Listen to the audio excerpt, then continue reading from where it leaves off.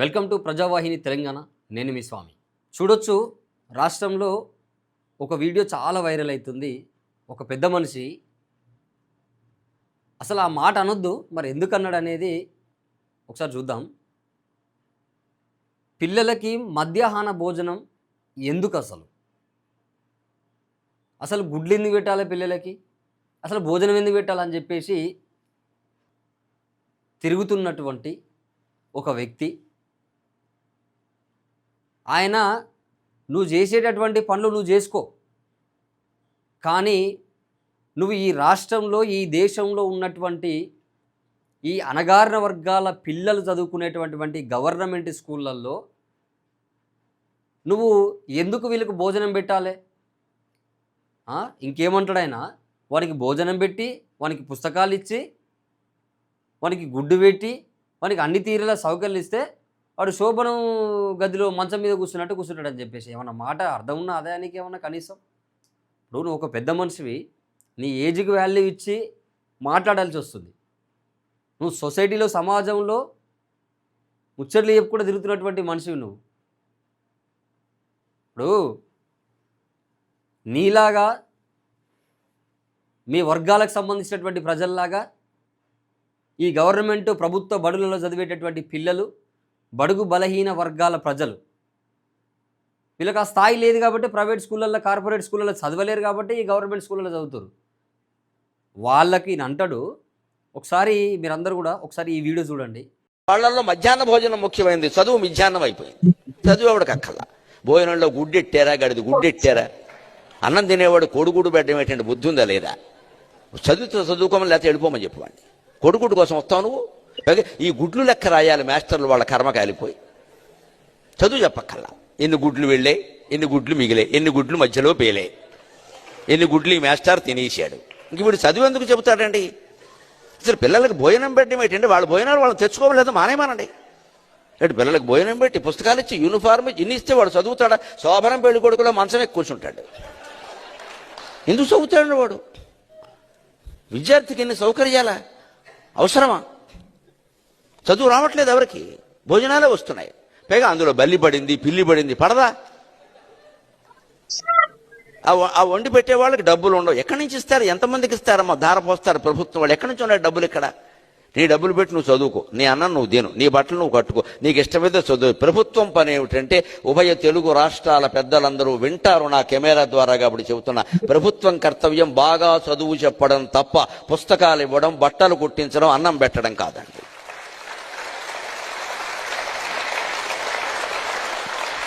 మేము ఖచ్చితంగా చదువు చెప్పిస్తాం, నీ జీవితానికి బాధ్యత వహిస్తాం. నీకు నమ్మకం ఉంటే రా, లేకపోతే వెళ్ళిపో. ఈ మాట అనే దమ్ము లేదు ఎవరికి. ఎందుకంటే అందరికీ మళ్ళీ ఎన్నికలు రావాలి, మళ్ళీ మనం రావాలి, మళ్ళీ మనం రావాలనే దరిద్రం వదిలిపోతే ఇవన్నీ ఉంటాయి. మళ్ళీ నువ్వే ఎందుకు రావాలి? ఇంకొకడు వస్తాడు, నీకు అనవసరం. చూసిరు కదా, ఇక్కడ ఏం జరుగుతుందంటే, ఈ గరికపాటి ఎవరైతే ఉన్నారో ఈయనని అక్కడక్కడ పిలుచుకుంటారంటూ, పిలుచుకొని ఈయన నుంచి వెళ్ళి కొన్ని సమాజానికి అక్కరొచ్చేటటువంటి మాటలు, కొంత మోటివేషనల్ స్పీకర్ లాగా ఆ టైప్లో ఈయన చెప్తుంటాడు అన్నట్టు. సో ఈయనని అక్కడిక్కడ పిలిపించుకుంటారు. బాగానే ఉంది, దానికి ఎవరేమేమంటలేము, మంచి మాటలు చెప్పు, ఓకే. బట్ నువ్వు మాట్లాడేటటువంటి మాట ఎంత జాగ్రత్తగా మాట్లాడాలి. అదే ఇప్పుడు గరికపాటి మాట్లాడేది కాబట్టి ఈ ఇష్యూ ఎవరు మాట్లాడలేదు, దీని మీద ఎంత పెద్దగా చర్చ జరగలేదు, రచరచ కాలే. అదే ఇట్లాంటి చర్చ, ఇట్లాంటి మాట ఆయన కాకుండా ఇంకెవరైనా ఈ బీసీల కులాలకు సంబంధించిన వాళ్ళు, లేకపోతే ఇక కొంచెం ఈ బడుగు బలహీన వర్గాలకు సంబంధించిన వాళ్ళు, ఇట్లాంటి వాళ్ళు ఒకవేళ కనుక అంటే ఎంత పెద్ద చర్చకు దారి తీసి తెలుసా? ఇది అనేక చర్చలు, ప్రెస్ మీట్లు, ఒకళ్ళ మీద ఒకళ్ళు ఇట్లా అంటడా అట్లా అంటడా అని చెప్పేసి అనేక చర్చలు జరిగేది దీని మీద. మరి ఇప్పుడు ఈయన అన్నాడు కాబట్టి ఇంకా చాలామంది రియాక్ట్ కాలేనటువంటి పరిస్థితి. ఇప్పుడు నీ కుటుంబానికి సంబంధించినటువంటి పిల్లలకు నువ్వు పంపించేటటువంటి స్కూళ్ళల్లో పెద్ద పెద్ద కార్పొరేట్ లెవెల్లో ఉన్నటువంటి స్కూళ్ళకు నువ్వు పంపిస్తావు కాబట్టి నీకు అక్కడ ఇంకేమంటాడు ఆయన, వాళ్ళకు అన్నం పెట్టొద్దు, తెచ్చుకోమని చెప్పండి ఇంటికాడ నుంచి వెళ్ళి. ఒకవేళ తెచ్చుకోకపోతే అని ఇష్టం, ఎటైనా బతకని, మనకు అవసరం లేదు అని అంటాడు. మరి నీ పిల్లల్ని నువ్వు స్కూల్ పంపించి మంచిగా పౌష్టికాహారం పెట్టి నువ్వు స్కూళ్ళకి పంపిస్తున్నట్టు మరి మా పిల్లలకు పంపలేం కదా. ఇప్పుడు ఈ అందరి పిల్లలు కూడా అట్లా పంపించుకోలేదు కదా.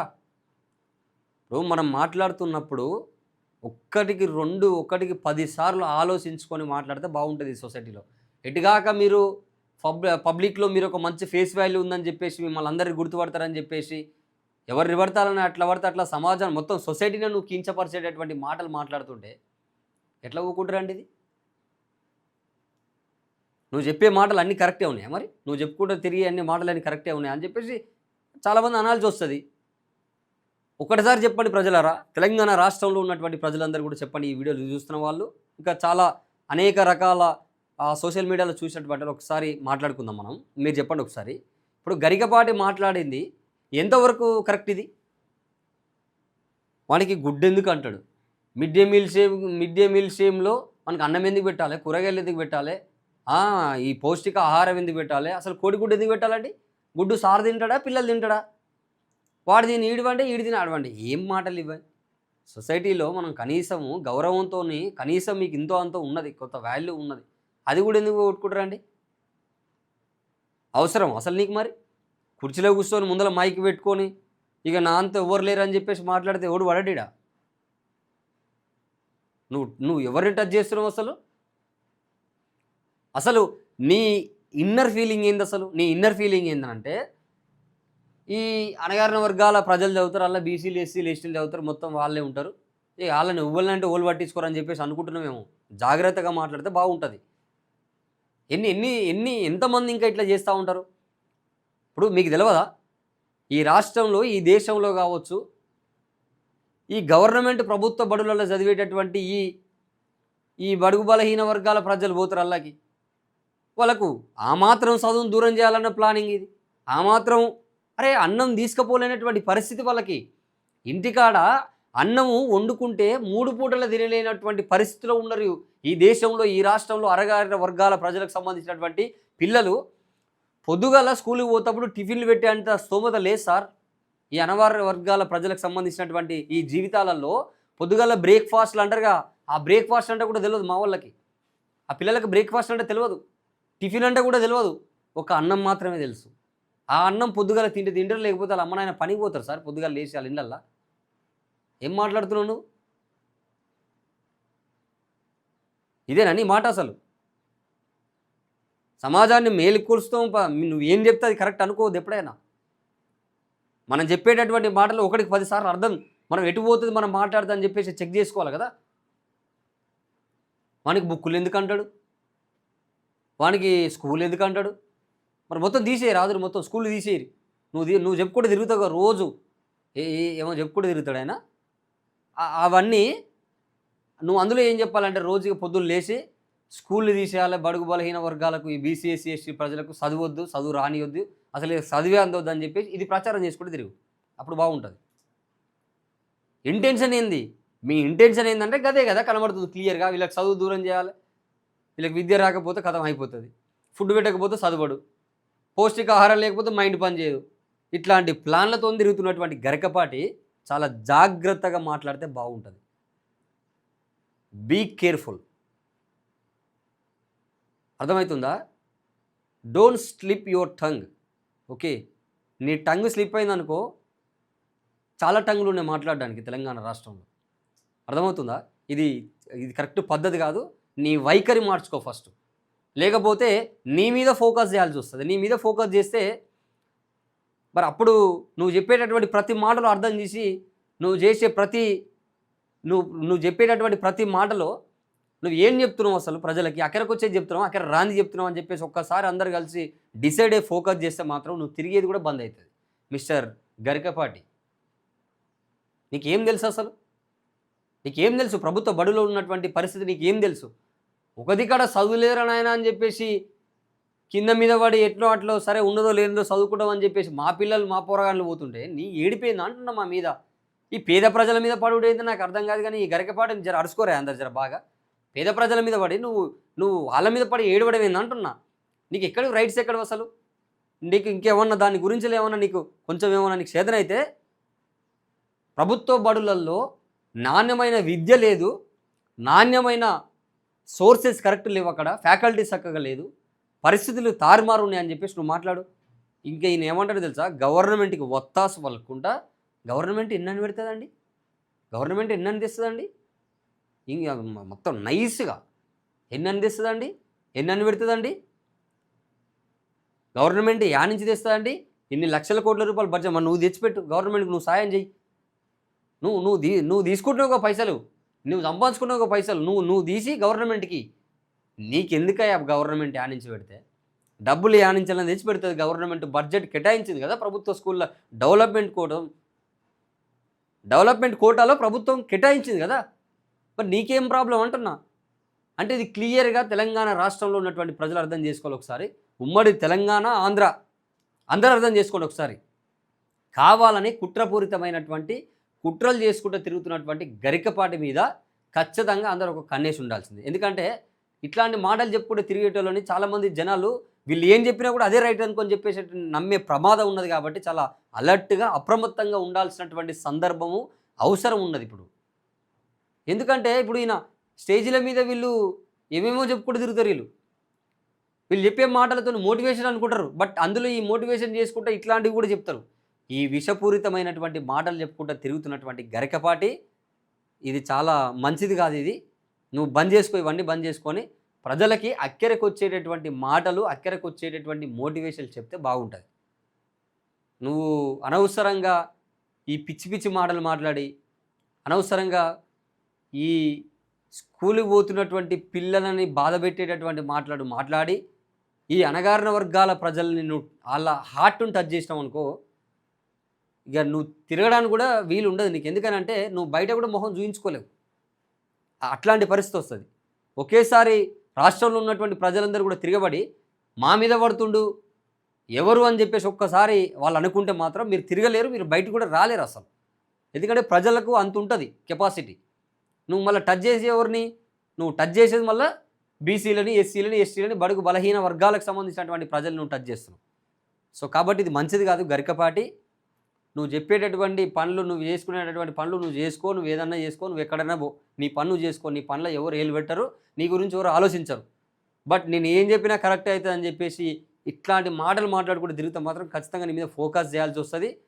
నువ్వు చెప్పే మాటల్ని బయటికి చెప్పి ఏంది అసలు నేను లెక్కేంది, నా కథ ఏందని చెప్పేసి తీయాల్సినటువంటి అవసరం కూడా వస్తుంది. సో కాబట్టి తప్పకుండా గరికపాటి చేసినటువంటి మాటలు ఉన్నాయి కదా, అవి చాలా పెద్ద తప్ప. ఆయన కొన్ని ఒకటో రెండో ఛానల్తో కూడా మాట్లాడినట్టు తెలిసింది. సో వాళ్ళకు కూడా ఏం కరెక్ట్ స్పందన కూడా ఏం ఇయ్యలే. మరి ఇప్పటిదాకా కూడా స్పందన ఏమైనా వచ్చింది ఆయన నుంచి? ఇప్పటిదాకా స్పందన, మరి నేను అన్నటువంటి మాట తప్పైందని చెప్పేసి ఎందుకంటే లేవు నువ్వు? అంటే అంత అహంకారం ఎందుకు అంటున్నా. నువ్వు అన్నటువంటి మాట స్టేజ్ మీద కూర్చొని 100 మంది 1000 మంది నీ ముందర కూర్చోబెట్టుకొని నువ్వు అన్నటువంటి మాట, ప్రజలని కీంచపరుస్తున్నటువంటి మాట, నువ్వు వాళ్ళ మనోభావాల మీద దెబ్బ కొట్టినటువంటి మాట, వాళ్ళకు ఫుడ్ ఎందుకు, వాళ్ళకి స్కూల్ ఎందుకు, వాళ్ళకి బుక్కులు ఎందుకు అని చెప్పేసి ఎటకారంగా మాట్లాడినావు కదా. ఎందుకు ఇప్పటిదాకా దాని మీద రియాక్ట్ అయ్యి ఎందుకు సారీ చెప్తలేవు ప్రజలకి? అంటే ఇది అహంకారం. నన్ను ఎవ్వరు ఏం చేయలేరు, మీకు మీకు మీకు ప్రభుత్వాలు కూడా తోడుంటాయి. ఇట్లాంటి వాళ్ళకి ఎవరు సపోర్ట్ చేయరు. ఎవడైనా పుసుకో తెలిసో తెలియకో అది ఎట్లా నాలో తెలియలేనటువంటి పరిస్థితిలో కొంతమంది అంటారు చూడండి, వాళ్ళని పట్టుకొని ఇక చాలామంది ఇక దాంట్లో మీద ప్రెస్ మీట్లు పెట్టుడు, ఇక సపరేట్గా పిలిపించుకొని కొన్ని ఛానళ్ళతో మాట్లాడి ఇట్లా చేస్తుంటారు. ఇది ఎంతవరకు కరెక్ట్ అసలు? ఇది గరికపాటికి క్లారిటీ లేదని అర్థమైంది. సమాజం మీద క్లారిటీ లేదు. సమాజం కోసం ఆయన సమాజం కోసం, సమాజం బాగుపడాలని చెప్పేసి తిరుగుతున్నట్టు కనబడతలేదు. సమాజంలో ఉన్నటువంటి కొంతమంది కోసం ఆయన తిరుగుతున్నాడు.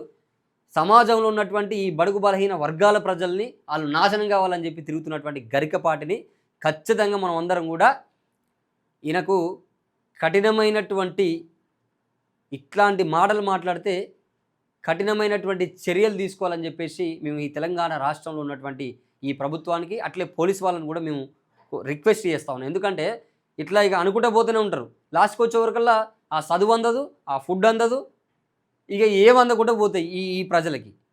సో కాబట్టి ఈయన మీద వెంటనే యాక్షన్ తీసుకోవాలి. యాక్షన్ తీసుకొని ఆయన ప్రజల్లోకి వచ్చి ఎట్లయితే ప్రజల నడుమ నిలబడి ఆయన వెటకారంగా మాట్లాడినటువంటి మాటలకి మళ్ళీ ప్రజల్లోకి వచ్చి ఆయన క్షమాపణ చెప్పాలి ఖచ్చితంగా గరికపాటి. చెప్పకపోతే మాత్రం ఖచ్చితంగా తెలంగాణ రాష్ట్రంలో ఉన్నటువంటి ప్రజలందరూ కూడా తిరగబడతారు. అప్పుడు మీ పరిస్థితి చాలా, ఇక అప్పుడు మీరు బయటికి కూడా రాలేరు, మీ మొహం కూడా చూయించుకోలేరు, మళ్ళీ మోటివేషనల్ అని చెప్పేసి తిరిగేటటువంటి అవకాశం కూడా మీకు ఉండదు. సో కాబట్టి తప్పకుండా మీరు సారీ చెప్పాలి.